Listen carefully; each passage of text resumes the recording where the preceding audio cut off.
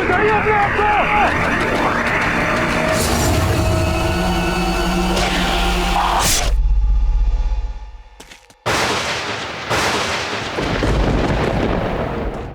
द्वारपाल से कहिए कि हमारा अश्व तैयार करें।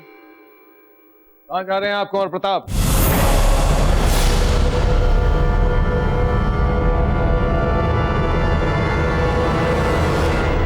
मारवाड़। मारवाड़।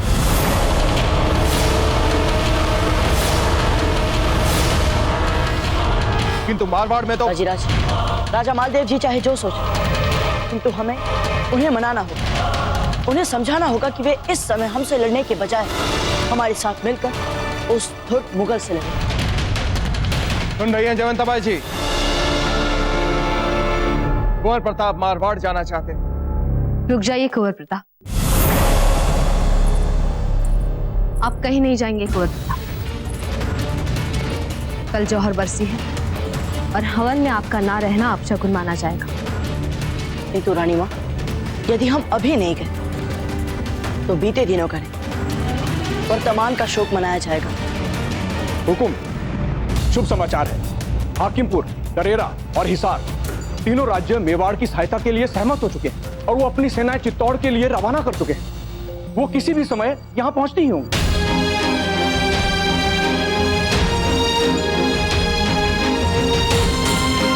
चलिए रावत जी, कहीं से तो शुभ समाचार आया।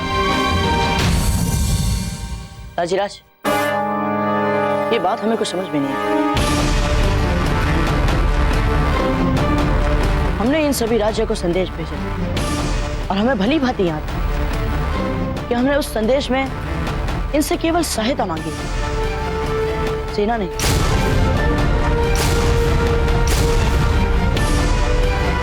तो फिर इन तीन राज्यों ने सेना क्यों भेज दी? कुंवर प्रताप, स्पष्ट रूप से युद्ध का वातावरण बन रहा है। ऐसे में सहायता का अर्थ होता है सैन्य सहायता। हम तो आपसे यही कहेंगे कुंवर प्रताप कि जैसा आपकी रानी मां कहती है वही कीजिए। बरसी पर ध्यान दीजिए। एक बार बरसी बीत जाए, उसके बाद हम इन सभी स्थितियों पर विश्लेषण करेंगे।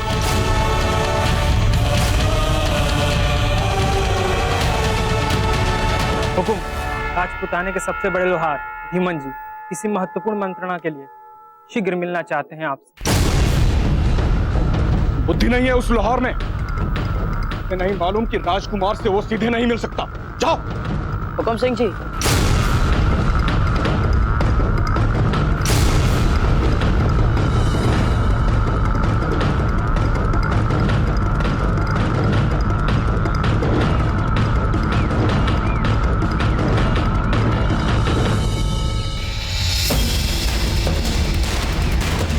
ये तो अजमेर के सावंत रतन सिंह हैं। इनको इनकी ऐसी दुर्दशा की किसने? सारे जब भी सांस चल रही है इसकी।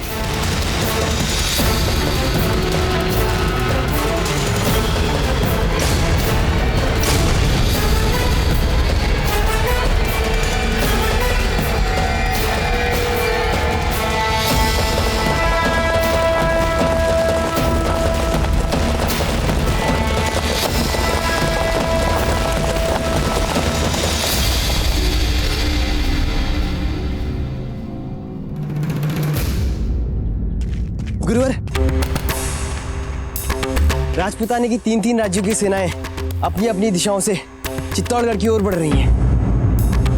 हम जानते थे हमारे राजीराज हाकिमपुर नरेश मेवाड़ की सहायता के लिए सदा सबसे आगे रहते हैं।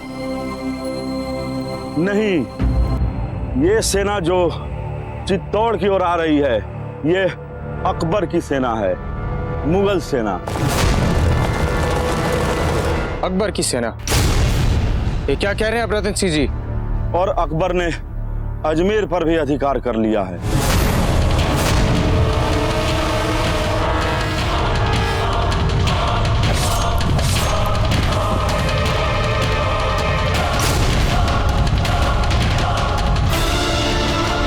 प्रताप को भी हम ऐसे ही ताबूत में बंद कर दे तो जिस रफ्तार से हम जा रहे हैं शहंशाह,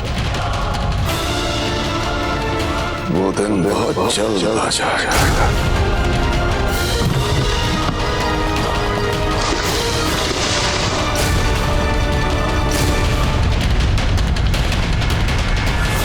नहीं गुरुवर, ऐसा हो ही नहीं सकता। ये हमारे दाजीराज की सेना होनी चाहिए। और इस समय राजपुताने के लगभग सभी रियासतों के राजा अकबर के संकेतों पर नाच रहे हैं। और आपको भले ही बुरा लगे, लेकिन आपके पिता हाकिमपुर नरेश भी उन्हीं में से एक है। ये नहीं हो सकता। ये दुर्भाग्यपूर्ण जरूर है, मगर सच यही है। नहीं है, यही सच है। नहीं है, हमारे दाजीराज ऐसा कर ही नहीं सकते। शांत हो जाएं आप दोनों। हम स्वयं जाके देखते हैं कि सत्य क्या है। हम भी आपके साथ चलते हैं गुरुवर। भावीराज, आपको तो पता ही होगा, पीढ़ियों से हम समस्त राजपूताने और उसके पड़ोसी राज्यों के सैनिकों के लिए कवच बनाते हैं। हाँ हाँ धीमन जी, हम ये बात भी जानते हैं और आपका बहुत सम्मान भी करते हैं। भैया, आप क्या कहना चाहते हैं? हमें तुरंत मुंह मांगे पारिश्रमिक पर हाकिमपुर, करेरा और हिसार से 3000 सैनिक कवच बनाने का आदेश मिला। क्या 3000 नए सैनिक कवच?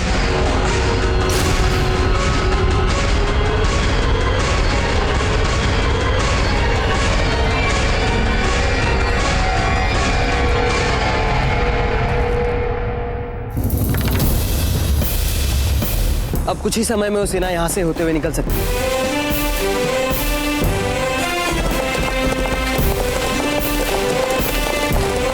इतनी दूर से तो प्रतीक नहीं हो रहा कि ये सेना किसकी है, किंतु इनके वस्त्र और इनके कवच देख के लगता है कि ये राजपूतों की सेना है।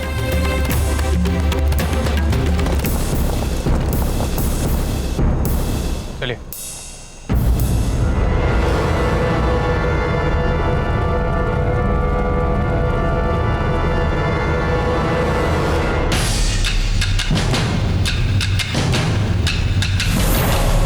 ये क्या हो रहा? ये सेना तो मुगलों की। यहाँ इतनी दूर से आप कैसे बता सकते हैं कि ये मुगलों की ही सेना है? तो सेना की अश्वरोही टुकड़ी को देख रहे हो?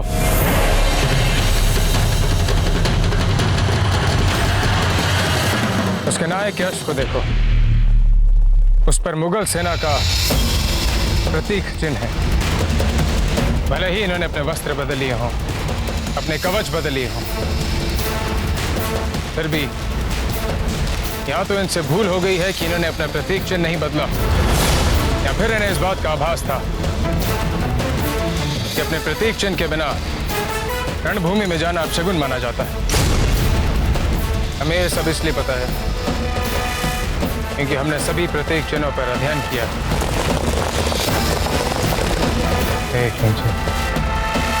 मुगल सेना हमारे द्वार पर खड़ी है और किसी को इस बात की भनक तक नहीं।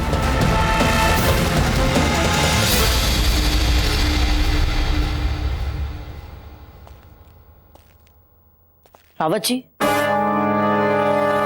हम नहीं कहते कि ये पत्र जाली, पर कहीं ना कहीं कुछ तो गलत अवश्य।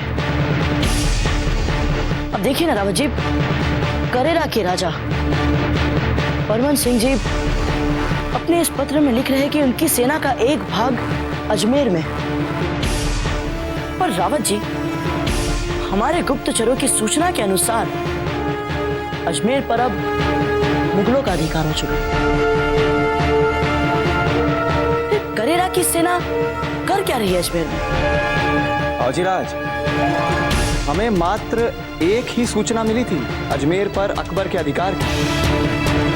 ये भी बहुत संभव है कि हमारा वहां वाला गुप्तचर वहां की परिस्थितियों का ठीक ठीक आंकलन ही ना कर पाया, क्योंकि हमारे गुप्तचर की सूचना ये भी कहती है कि इस समय अजमेर के दुर्ग पर राजपूतों का ध्वज है, इन मुगलों का नहीं।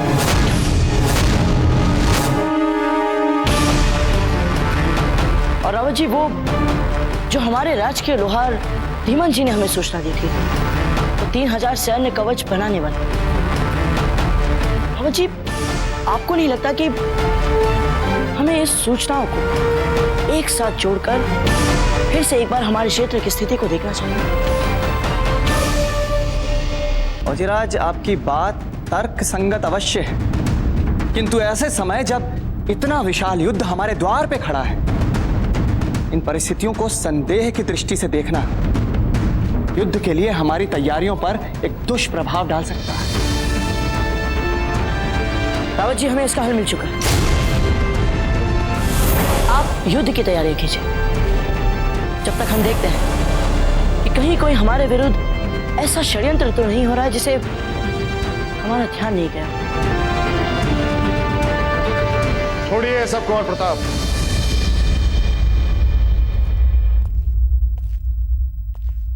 आप साकाज और बरसी के हवन की तैयारियों पर ध्यान दीजिए।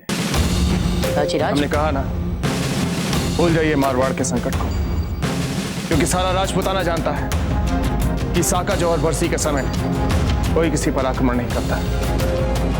जो आज्ञा था जी। आप चलिए, हम अभी आए। आइए रावत जी।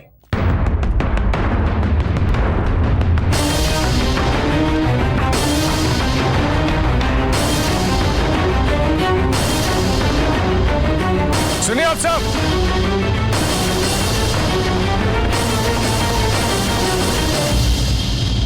रतन सिंह जी सही कह रहे थे। मेवाड़ की ओर बढ़ती हुई ये विशाल सेना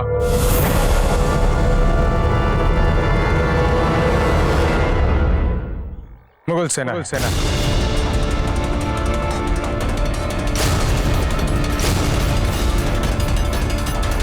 आचार्य जी, चित्तौड़ में जोहर बरसी का हवन चल रहा है, ऐसे में हमें क्या करना चाहिए? जब तक ये हवन समाप्त नहीं होता, मुगलों के विरुद्ध मोर्चा हम संभालेंगे। हमें किसी भी प्रकार उन्हें आगे बढ़ने से रोकना होगा। पर हम चंद लोग इतनी बड़ी मुगल सेना का सामना कैसे करेंगे? हमारे पास तो शस्त्र भी नहीं। हमारी स्थिति परिस्थिति चाहे जो भी हो, किंतु मातृभूमि की रक्षा करना हमारा परम धर्म है। जब तक हमारे शरीर में प्राण है, हम डट के मुगलों का मुकाबला करेंगे। अब राजपुताना की सुरक्षा की जिम्मेदारी हमारी है।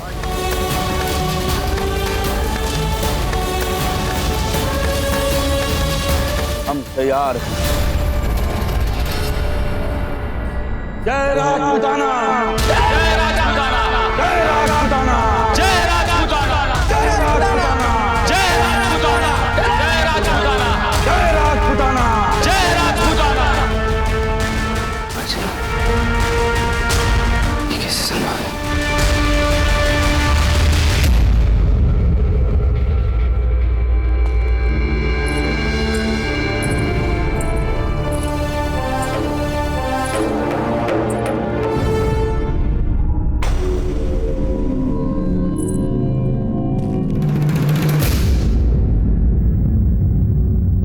ये शस्त्र और सुरक्षा कवच कहाँ जा रहे हैं आप? वो चिंता की कोई बात नहीं रानी माँ, हम तो बस वो सुरक्षा के लिए। आप दाजीराज के साथ हवन की तैयारियों पर ध्यान दीजिए। बात बताइए, क्या है? वो रानी माँ, एक विशाल सेना हमारी सहायता के लिए आ रही है, तो उसी के स्वागत के लिए जा रहे हैं। नहीं, ये बात नहीं हो सकती, क्योंकि साकाज जौहर की बरसी के समय कोई भी सेना आपसे अपने स्वागत की अपेक्षा नहीं कर सकती। अवश्य ही बात कुछ और है।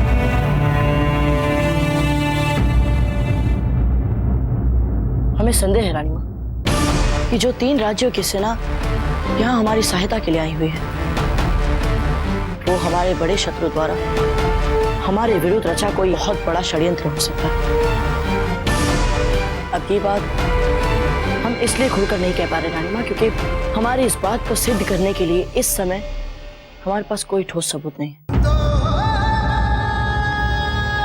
और न जाने मन ही मन हमें इन राज्यों के मित्र होने पर बहुत दृढ़ संदेह हो रहा है। यदि आपका संकेत दृढ़ है तो ये छोटी बात नहीं हो सकती, क्योंकि आप एक कुशल योद्धा हैं और आपके अंतरात्मा के संकेत कभी वृथा नहीं हो सकते।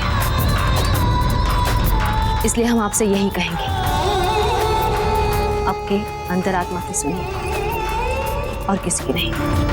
महारानी साहब, मेवाड़नाथ हवन कक्ष में आपकी प्रतीक्षा कर रहे हैं।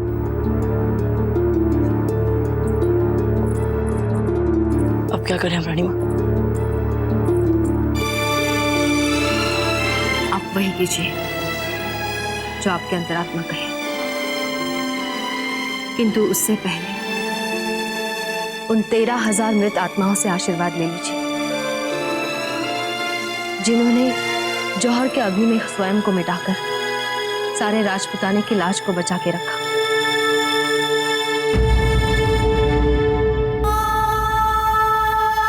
हवन का पहला चरण समाप्त होते ही आप जा सकते हैं।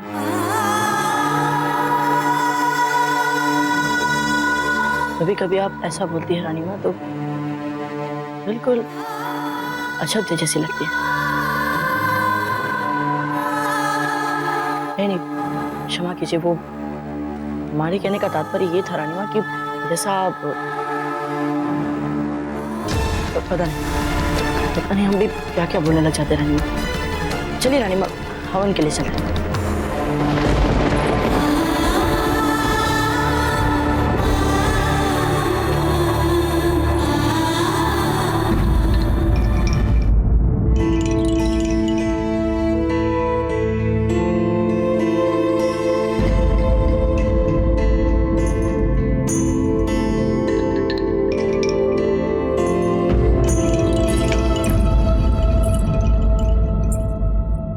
फूल को ही तो लिख रही है ना, पर फिर छुपा क्यों रही? वैसे भी इसे भेजने से पूर्व हम इसे पढ़ने ही वाले थे। इससे पिछले पत्र में आपने ना समझने वाली सारी बात विस्तार से लिखी थी और अपना पक्ष भी समझाने का प्रयास किया था, किंतु क्या हो, कोई उत्तर आया फूल का? नहीं ना। फिर आप फूल उत्तर दे या ना दे, हम अपना प्रयास छोड़ेंगे नहीं। ठीक है, अभी कुछ खा लीजिए। हम देख रहे हैं आजकल आप कुछ भी ठीक से नहीं खाती। चलिए खा लीजिए। नहीं माँ, आज हमारा व्रत है। व्रत? कैसा व्रत? जौहर बरसी? जी माँ, महारानी कर्णावती और उन 13,000 वीरांगनाओं की पुण्यात्माओं की शांति के लिए, जिन्होंने सालों पहले अपने सम्मान के लिए ये बलिदान दिया, जौहर किया। कम से कम हम उनके लिए इतना तो कर सकते हैं।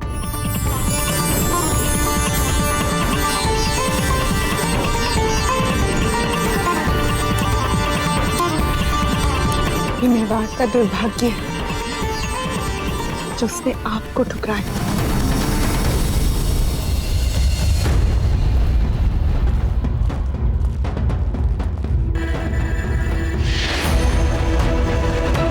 इस द्वार को बंद कर शत्रु को आगे बढ़ने से कुछ समय तक रोका जा सकता है।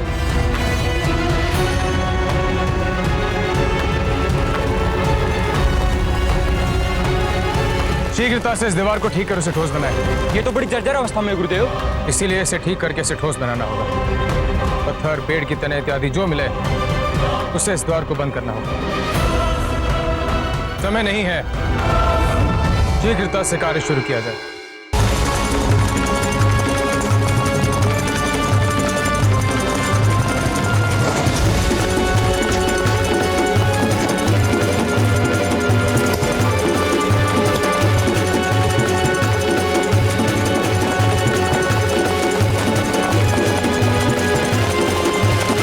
फिर क्या? जैसे ही शहंशाह हुमायूं मरहूम ने दुश्मन की सारी रसद समुंदर में फेंक दी तो उस कद्दावर राजा के पास कोई रास्ता ही नहीं बचा। अपनी बेपनाह ताकत के बावजूद उसने शहंशाह हुमायूं मरहूम के आगे घुटने टेक। हमारा भी दिल करता है कि काश जब तवारीख के हसीन वर्क लिखे जा रहे थे तो हम भी अपने अब्बा हुजूर के साथ होते। आप तवारीख की फिक्र क्यों करते हैं जलाल? अभी तो आपको अपनी कामयाबी से तवारीख के कई सफों को भरना है। खान बाबा, मैं अपनी आंखों से प्रताप की शिकस्त का नजारा देखेंगे। क्या? हाँ खान बाबा, यही तो मौका जब हम अपनी तवारीख के सबसे सुनहरी वर्क को अपनी आंखों के सामने बनते हुए देखें। हम प्रताप और उसकी फौज को अपनी आंखों के सामने जलकर खाक होते हुए देखना चाहते हैं। राणा जी, साका जौहर की बरसी के हवन के लिए आपके पूरे परिवार को यहाँ उपस्थित रहना चाहिए। वो आते ही होंगे पुरोहित जी।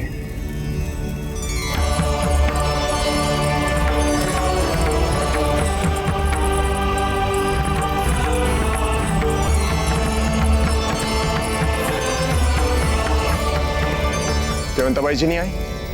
बड़ी महारानी अपनी इच्छा से आएंगी, हमारी तरह आपकी आज्ञा का पालन थोड़ी करेंगे।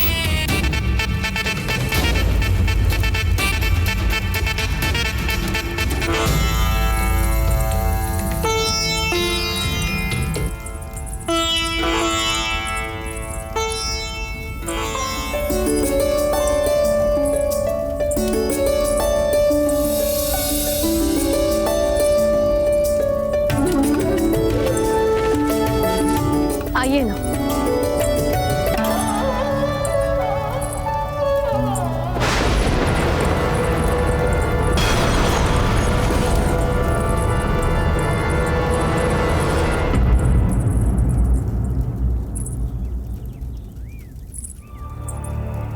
अब वीरबाई जी भी हमारे परिवार का अभिन्न अंग बन चुकी है, तो पूर्वजों को आहुति देने के लिए इन्हें भी हमारे साथ बैठना चाहिए।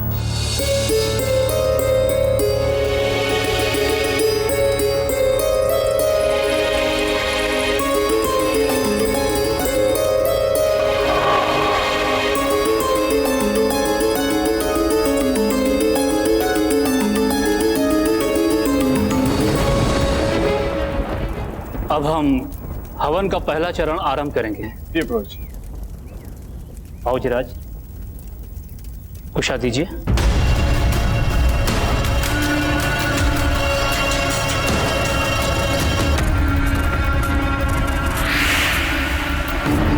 मैं तुरंत मुंह मांगे पार्श्वनाथ पर हाकिमपुर, करेरा और हिसार से 3000 सैनिक कवच बनाने का आदेश मिला। यदि ये सेना हमारी मित्र सेना नहीं निकली तो क्या हम अपनी रक्षा कर पाएंगे? क्या कह रहे हैं पंडित जी? कुशा पकड़ाइए प्रताप। हाँ? हाँ।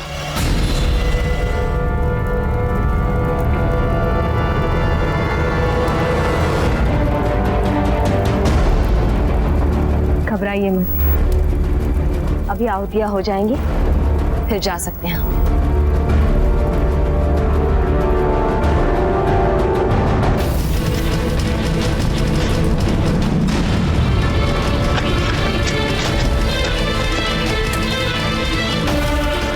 करने का समय नहीं, जल्दी चलिए जल्दी। आचार्य जी, काम बहुत ज्यादा है और काम करने वाले बहुत कम। उचित होगा किसी को चित्तौड़ भेजकर संदेश भेज दिया जाए। नहीं राणा खेता जी, इस समय चित्तौड़ में जौहर बरसी चल रही है, वो किसी भी प्रकार के अस्त्र शस्त्र नहीं उठा पाएंगे। और दूसरा, यदि हम किसी को भेजते हैं तो हमारे पास 2 हाथ कम हो जाएंगे, और इस समय हमारे लिए एक हाथ महत्वपूर्ण है। देखिए, हम अभी भी आपसे कह रहे हैं, आप सभी बहुत बड़ी भूल कर रहे हैं। हमारे दाजीराज अपनी मातृभूमि के साथ कभी विश्वासघात नहीं कर सकते। वे तो राजपुताने के साथ कोई अहित देख ही नहीं सकते।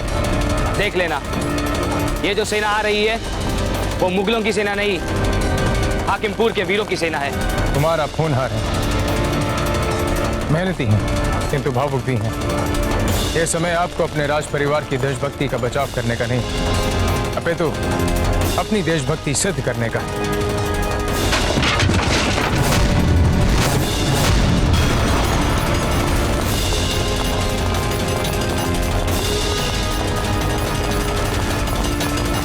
वो देखिए गुरुदेव, द्वार बनने से पहले ही गिर पड़ा।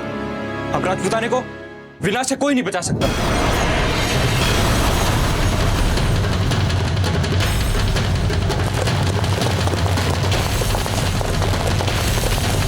गुरुवर, मुगलों की सेना हमारी ओर बढ़ रही है। अब हम क्या करेंगे आचार्य?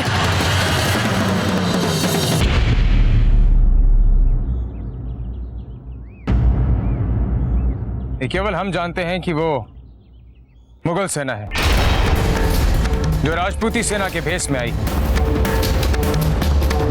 किंतु वो मुगल सेना नहीं जानती कि हम उनके छल को जान चुके हैं। आचार्य जी, कहीं आप ये तो नहीं कहना चाहते कि हम में से कोई चित्तौड़ का प्रतिनिधि बनकर जाए और मुगल सेना के सेना नायक को यह आदेश दे कि जब तक चित्तौड़ से कोई निर्देश न मिले वो वहीं पर ठहरे रहे? यदि हम ऐसा करते हैं तो उनके पास वहां रुकने के अतिरिक्त और कोई विकल्प नहीं बचता, और जितने अधिक समय तक हम उन्हें रोक पाएंगे उतना अधिक मूल्यवान समय मिलता है हमें इस द्वार को ठीक करने में। किंतु समस्या केवल एक है कि चित्तौड़ का प्रतिनिधि बन के जाएगा कौन? हम जाएंगे गुरुदेव।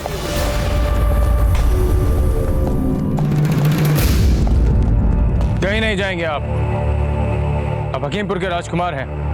आपके प्राण केवल आपके राज्य नहीं अपितु तो समस्त राजपुताने के लिए महत्वपूर्ण है। हाकिमपुर का राजकुमार होने के अधिकार से हमने तो पहले से ही ये मान लिया था कि ये जो सेना आ रही है वो मुगलों की नहीं बल्कि हमारे राज्य की सेना है, और हमें अपने आकलन पर पूरा विश्वास है। फिर वही बात, हमने पहले भी कहा है कि ये सेना आपकी सेना नहीं है। कितनी बार कहें हम आपसे ये बात? क्षमा करें आचार्य, किंतु हमें जाना होगा।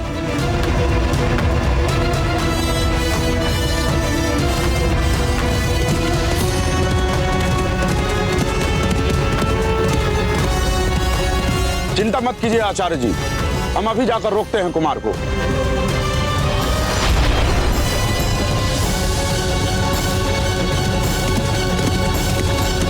आप सबने अपना अपना कार्य क्यों रोक दिया?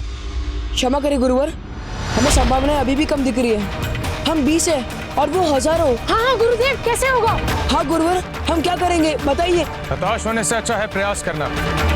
हम उन्हें रोकने का हर संभव प्रयास करेंगे। कुंवर प्रताप यहाँ पे होते थे। आचार्य जी, हमारे बीच में से पारस और रतन सिंह पहले ही जा चुके हैं। हमारे पास बहुत कम लोग बचे हैं। इन बचे लोगों में से हम किसी को नहीं भेज सकते कुंवर प्रताप तक संदेश भेजने के लिए। आचार्य जी, जैसा आपने बोला था हम वैसा ही बारूद लाए हैं।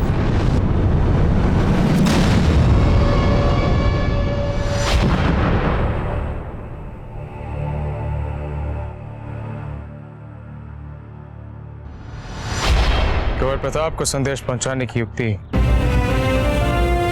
सूझ गई है हमें। जब एक बार आप लोग हमारा अनुसरण कर दिवंगत आत्माओं की शांति के लिए मंत्र पढ़ लेंगे तब हम अंतिम आहुति डालेंगे। इसके साथ ही हवन का पहला चरण संपन्न हो जाएगा। जी पुरोहित जी।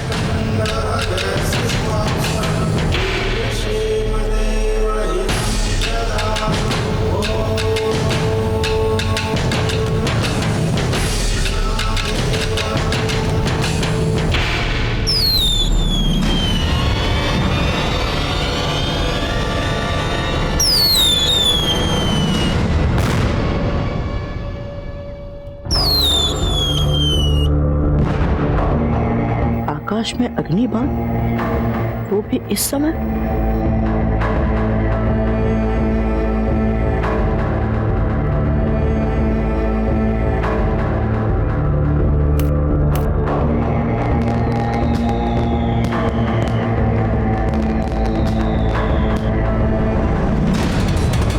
ओह, अवश्य ही ये गुरुवर हमें संकेत दे रहे हैं। पर क्यों?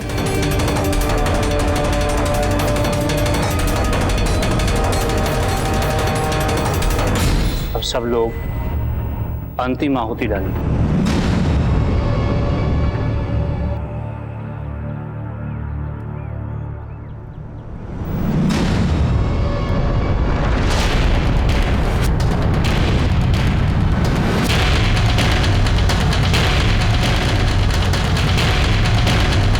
कुंवर प्रताप कहाँ है? कुंवर प्रताप कहाँ है हमने पूछा है।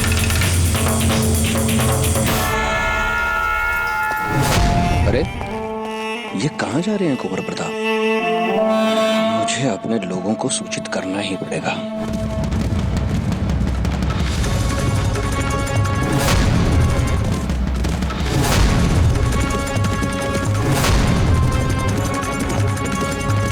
रुक जाइए पारस, रुक जाइए। आगे मुगलों की सेना तक जाने में मूर्खता है, वापस आ जाइए। नहीं राव जी, हम हकीमपुर के राजकुमार हैं और हम अपनी सेना को कोई हानि नहीं होने देंगे।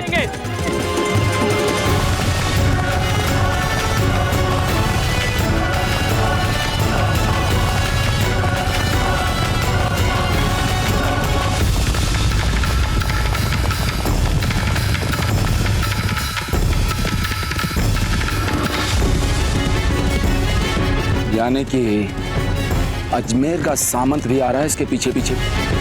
अच्छा, अब आया समझ में माजरा।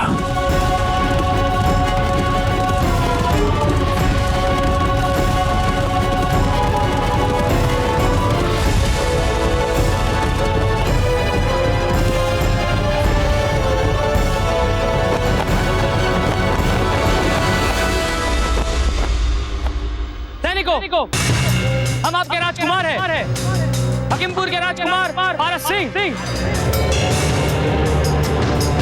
भाइयों, यहाँ कुछ लोगों को ऐसा भ्रम है कि आप सब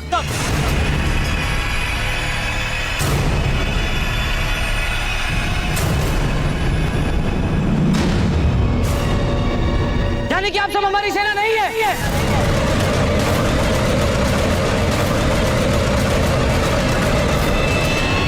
कर दो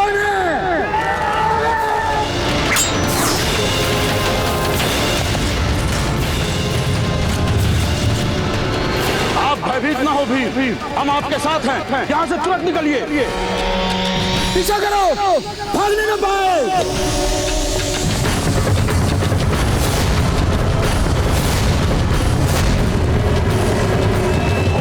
जलाल, लगता है हमारा पर्दाफाश हो गया।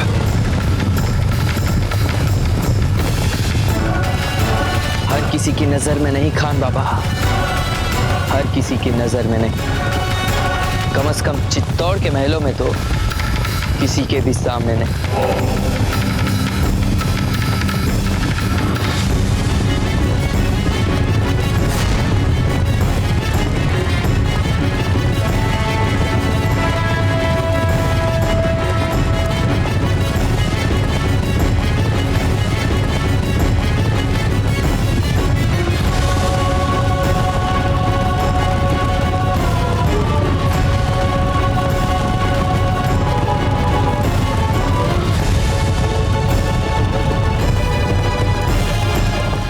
फुर्ती दिखाइए, चलिए जल्दी, शीघ्रता दिखाएं, हमारे पास समय बहुत कम है। जल्दी कीजिए, जल्दी बारूद की पोटलियां बनाना आरंभ कीजिए और जल्द से जल्द इस कार्य को समाप्त करो। शीघ्रता दिखाएं, जल्दी जल्दी।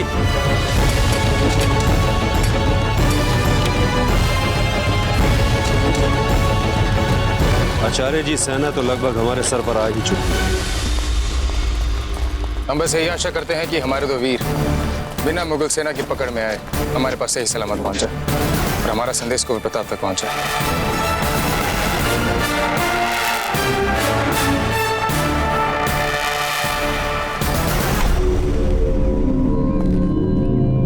अश्व कहाँ है हमारा?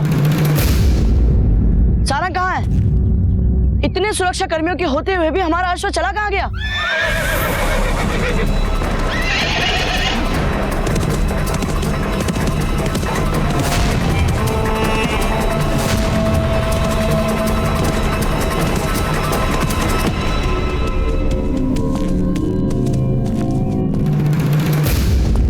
मैं ढूंढ लाया आपके सारंग को कुंवर प्रताप। ये महल के दक्षिणी भाग में घूम रहा था। धन्यवाद हुकुम जी, बहुत बहुत धन्यवाद।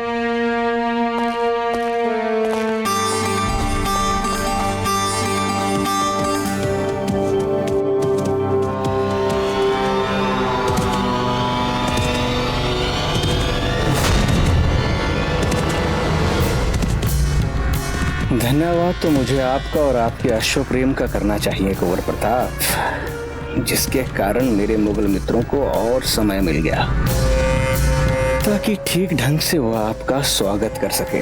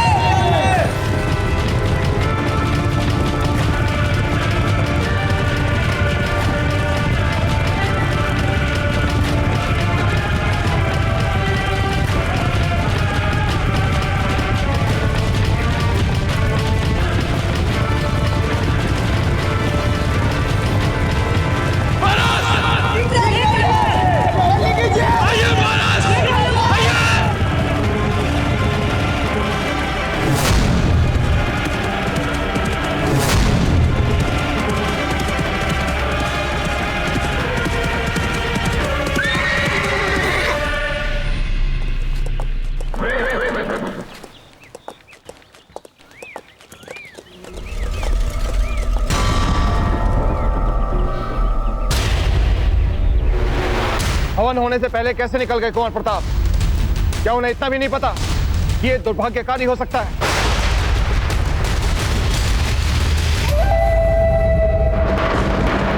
ये सभी दिवंगत पवित्र आत्मा हमारे पुत्र की रक्षा करें। वो भी राष्ट्र के गौरव और उसकी मर्यादा को बचाने गए।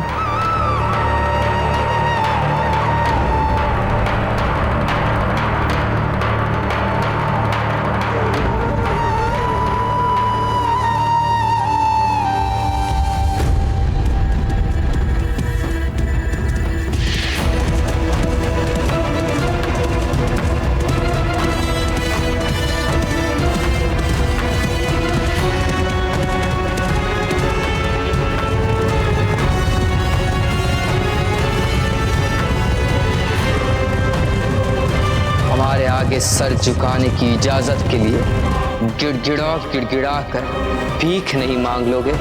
इसे जिंदा ताबूत में खड़े रहना पड़ेगा। जब इनका सर हमारे आगे हमेशा हमेशा के लिए झुकने के लिए तैयार हो जाए, खोल दीजिएगा इनका। जल्दी आओ! शीघ्र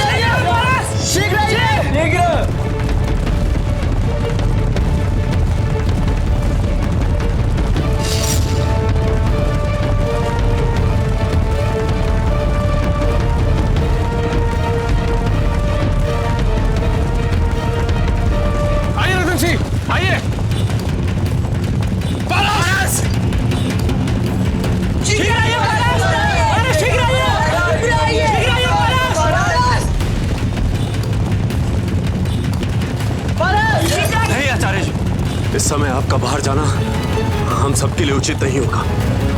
दुखिता जी, हम पारस को ऐसे बाहर यूं असहाय अवस्था में नहीं छोड़ सकते। जल्दी आइए! पारस! पारस!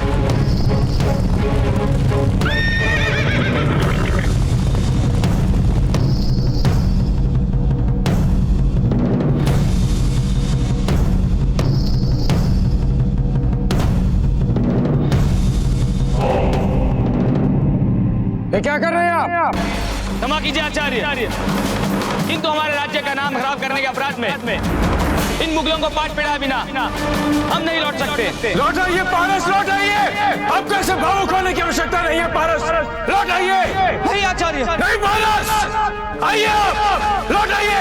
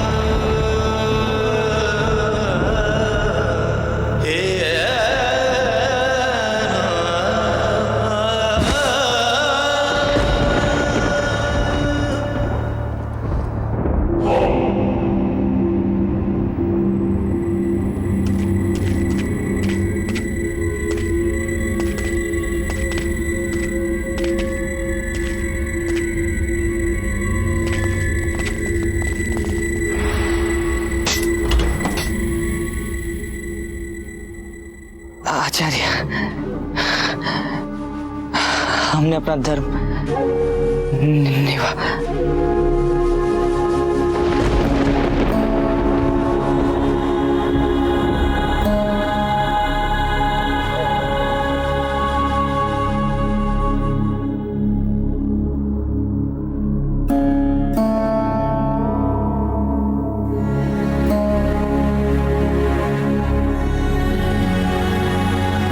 पारस,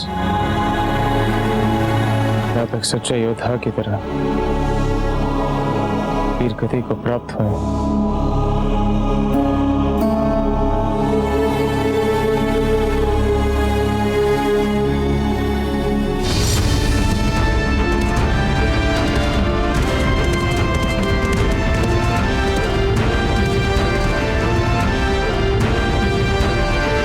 आचार्य जी, इतनी बड़ी सेना का कैसा करेंगे सामना? कब तक संभाल पाएंगे हम ये मोर्चा? राणा खेता जी, असंभव कुछ नहीं होता। जब लक्ष्मण जी ने शूर्पणखा की नाक काटी थी तो उसका बदला लेने के लिए वो खर, दूषण और 14,000 राक्षसों की सेना लेके लौटी थी। एक और 14,000 राक्षसों की सेना और दूसरी ओर प्रभु राम, केवल प्रभु राम अपनी पर्ण कुटीर के सामने। प्रभु राम ने अकेले ही 14,000 राक्षसों को पराजित किया, उन्हें समाप्त किया। यदि वो ऐसा कर सकते हैं तो हम क्यों नहीं कर सकते? वंशज तो उन्हीं के हैं, उन्हीं का आशीर्वाद है हम पर।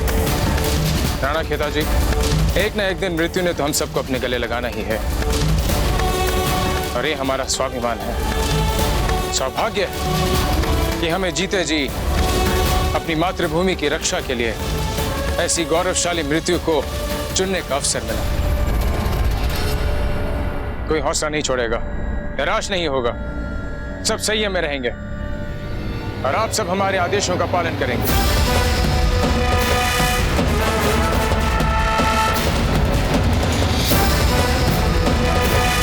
आगे राणा खेता।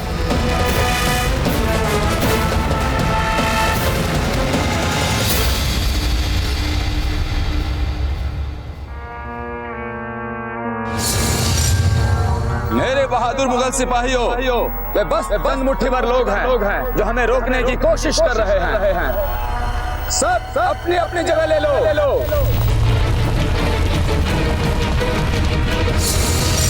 जब मैं हुक्म दूं, सब एक साथ तीर छोड़ेंगे।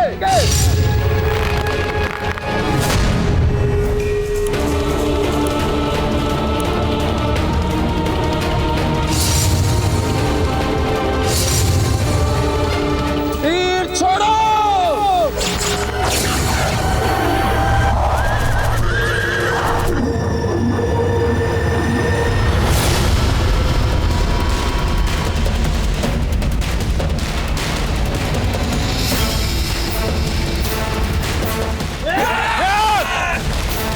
से नहीं रणनीति के साथ साथ।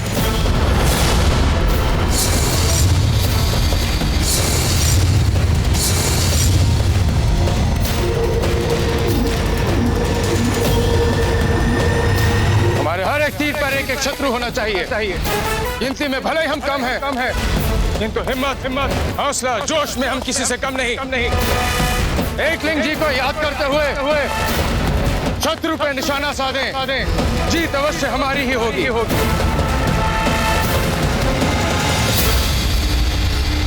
हमारे कहने की प्रतीक्षा कीजिए। तैयार हैं आप सब? हाँ गुरुवर। जय मेवाड़! जय मेवाड़! छोड़ो!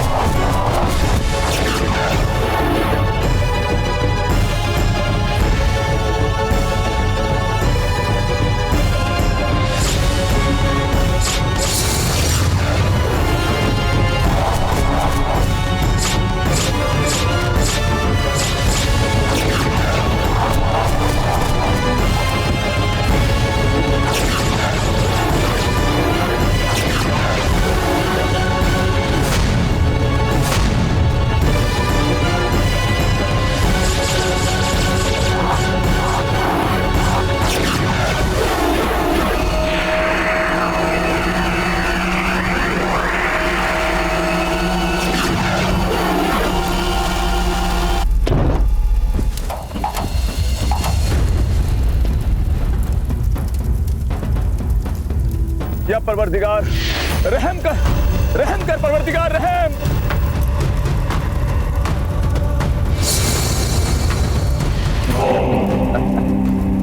सुभान अल्लाह, सुभान अल्लाह। बारिश आतिश, वाह क्या कमाल के नुस्खे हैं इनके पास खान बाबा।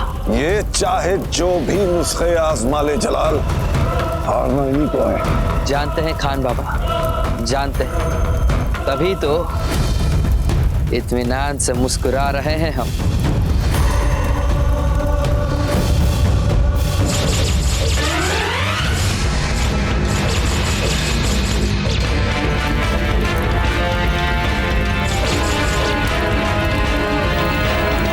कोई तीर नहीं छोड़ेगा। नेज़े फेंको, नेज़े।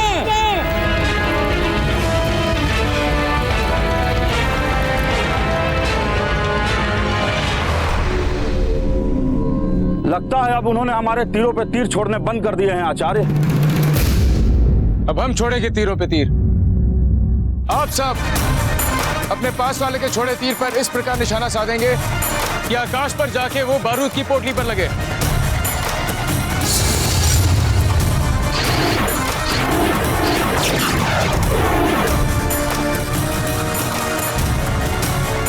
छोड़िए तीर।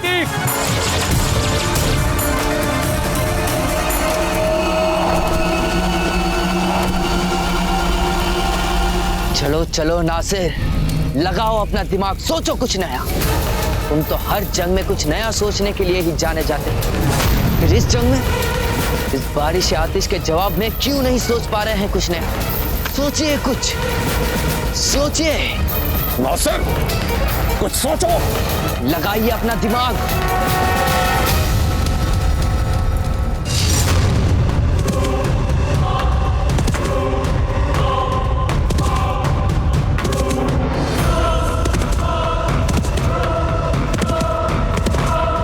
मैंने ये कभी नहीं सोचा था कि भीलों के सरदार राणा खेता उस समय हमारा साथ छोड़ देंगे जब हमें उनकी सबसे अधिक आवश्यकता होगी। नहीं, हमारे सरदार ऐसा कभी नहीं कर सकते।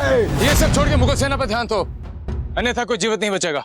ये तरकीब काम नहीं कर रही है। ऐसे में तो कुछ चंद लोग ही हमारा बहुत ज्यादा वक्त बर्बाद कर देंगे। यूसुफ, तुम कुछ सिपाहियों को लेकर दूसरे रास्ते से उस दरवाजे की तरफ जाओ। मैं बाकी सिपाहियों के साथ इस दरवाजे पे हमला करता हूँ। अब मुझे पीछे के दरवाजे से हमला करना होगा। चलो कुछ लोग हमारे पीछे आओ। चलो, हट।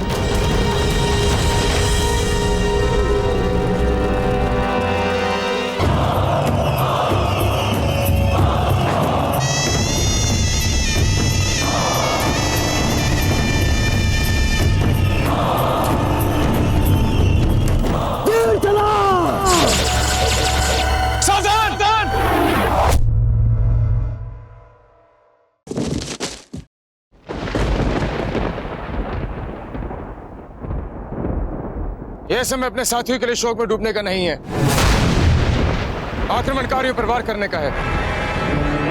युद्ध शांत न हो, वार करो।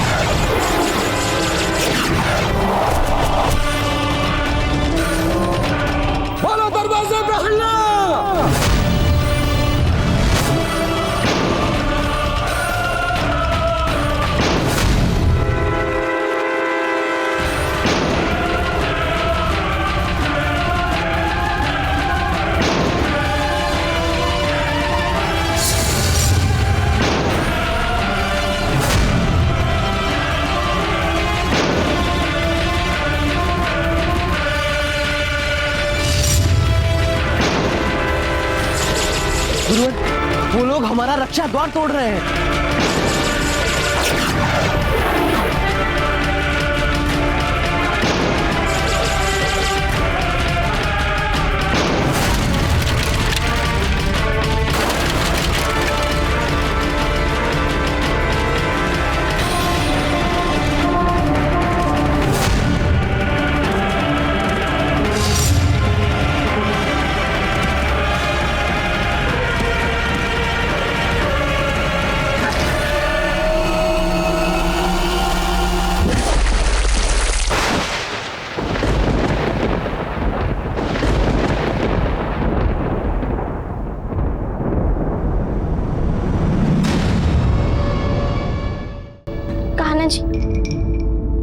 इस महल में तो अब कुंवर प्रताप का नाम लेना भी वर्जित हो गया,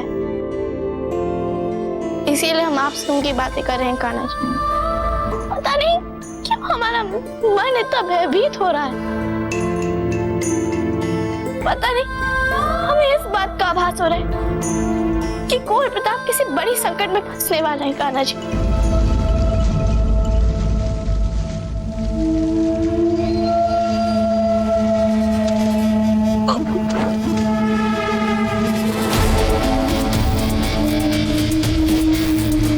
शाबाश हुकुम सिंह, कमाल कर दिया तुमने तो। इतने कम समय में इतनी दानिशमंदी से प्रताप को फांसने का चाल बना दिया। प्रताप, अब तुम्हें इस दलदल से कौन बचाएगा? बचाओ, बचाओ, सारंग, सारंग हमें बचाओ।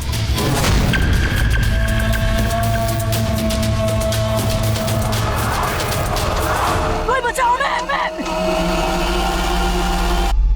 गुरुवर, हम कुछ साथियों को ले जाकर रक्षा द्वार संभालते हैं। जय किंग जी। जय किंग।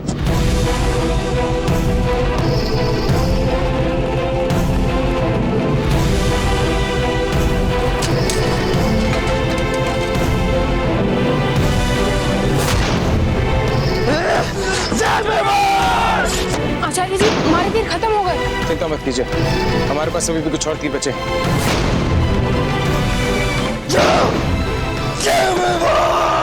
कह रहा हूं, रहते में वार करते हो।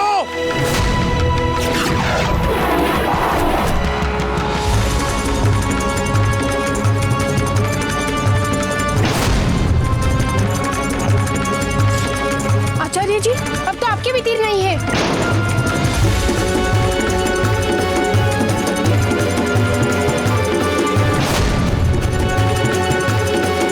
तीर चढ़ाओ।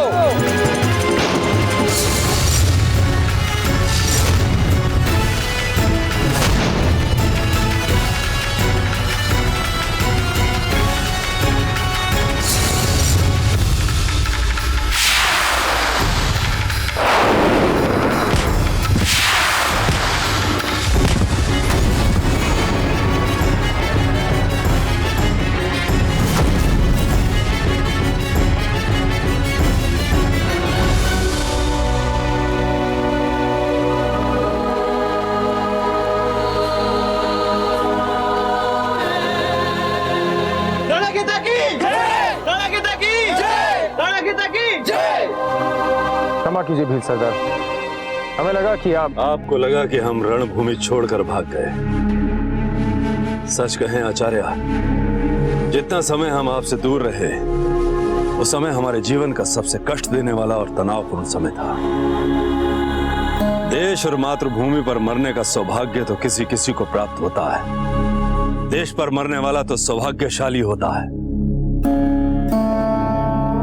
हम तो अपने जंगल ये 2 पत्थर फेंकने वाली कलें लेने गए थे।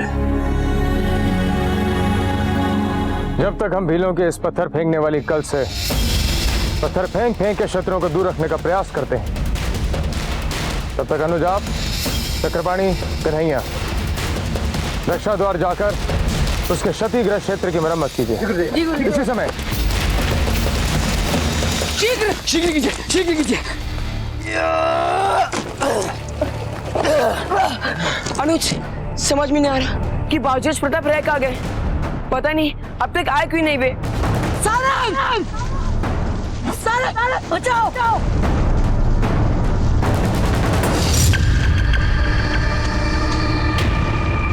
बचाओ! सारंग!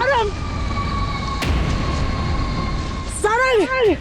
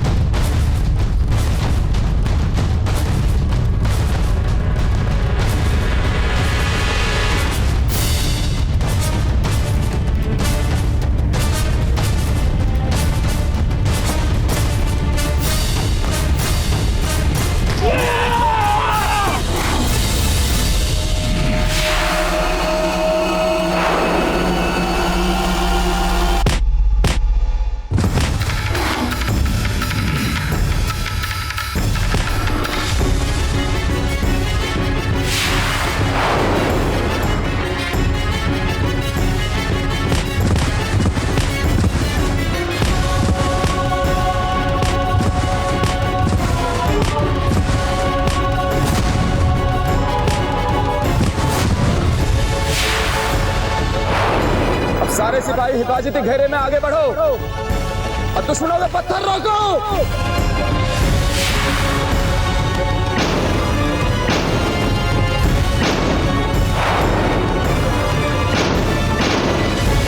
हेलो, क्या हो गया?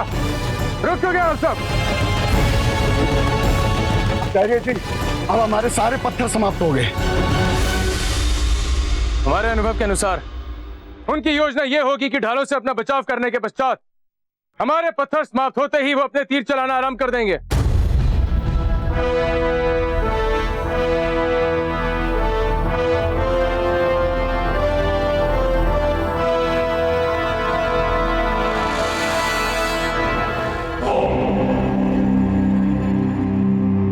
आप तीनों यहां आइए, बचाव कीजिए अपना उनके चलाए जाने वाले तीरों से। शीघ्र यहां आइए, समय नहीं हमारे पास, वो किसी भी समय तीर चला सकते हैं। चलाइए, आइए यहाँ पे। हो गया गुरुवर, चलिए अनुज। एक क्षण आचार्य, मैं पुनः सुनिश्चित कर लेता हूँ।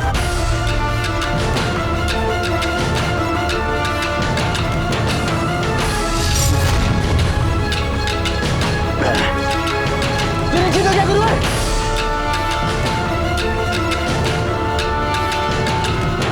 तीर चलाओ।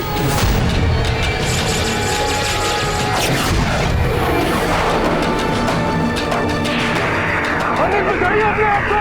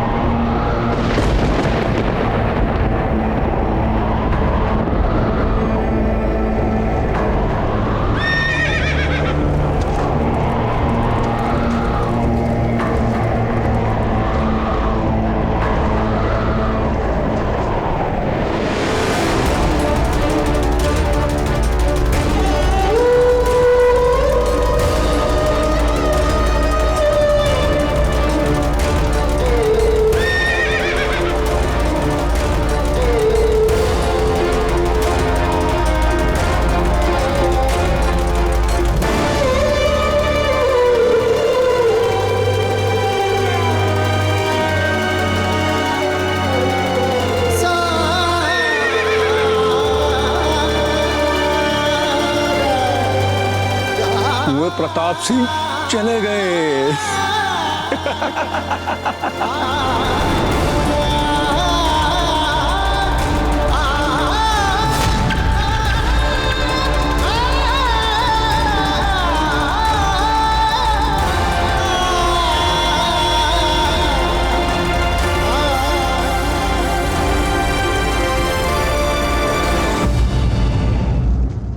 मेवाड़ के वीर महाराणा प्रताप के जीवन को करीब से जानने के लिए चैनल को सब्सक्राइब करें और बेल आइकॉन दबाना न भूलें।